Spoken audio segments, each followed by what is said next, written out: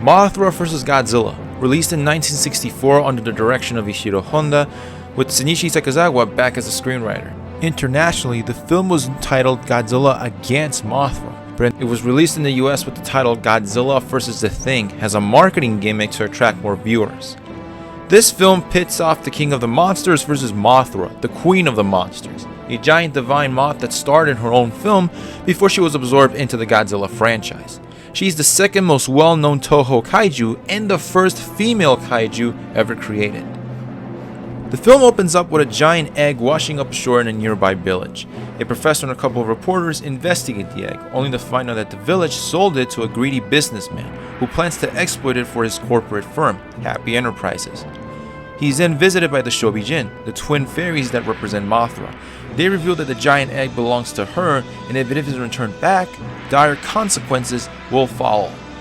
Being the sleazeball that he is, the businessman ignores their pleas and tries to capture the fairies. They escape and meet up with the professor and the reporters for help. Half of the film's plot is the human protagonist trying to free the egg. They later go back to the beach and discover a radioactive material where the egg was washed ashore, which could only mean one thing.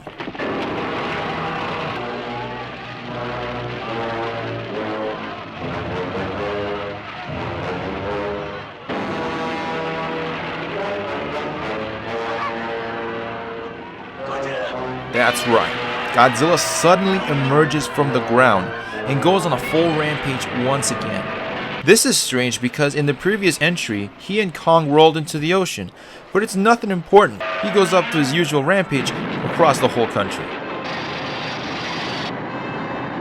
The military once more tries to stop Godzilla, but no avail. They use everything in their playbook to stop him, from battleships to tanks, airplanes, and even electricity. Haruo Nakajima still portrays Godzilla's destructive nature, but there's moments when he stumbles and trips thanks to the suit's peepholes. He even catches on fire during one scene. It's one of those moments where the audience witnesses the struggles of being a suit actor at Toho.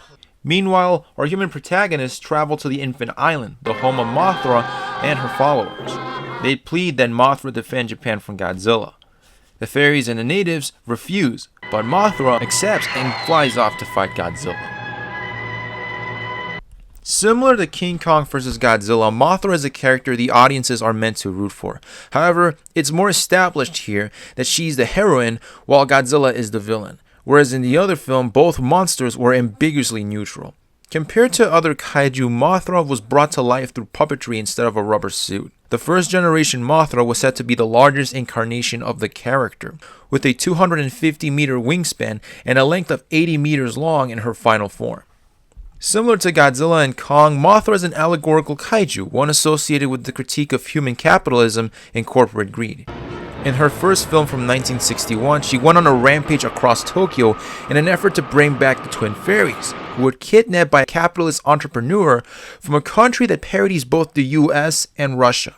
The same theme is presented in this film as well as its plot points. There's the greedy capitalist antagonist, the fairies pleading for help, the press exposing the antagonist. It's almost an unofficial sequel to the first Mothra film. The battle between Godzilla and Mothra is well played. Godzilla may have his atomic breath, but Mothra puts up a good fight using her wings, creating gusts of winds. She even pulls Godzilla down by grabbing him from his tail.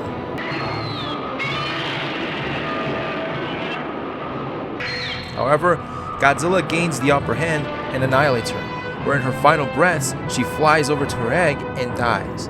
Suddenly, her egg hatches, and congratulations, it's twins. The larvae then attack Godzilla by webbing him in silk, and eventually throw him back into the ocean. In terms of themes, Mothra vs. Godzilla shares the same critique as the 1961 Mothra film. It's an attack on corporate greed for taking advantage of the environment. Mothra symbolizes a superior being in terms of morality.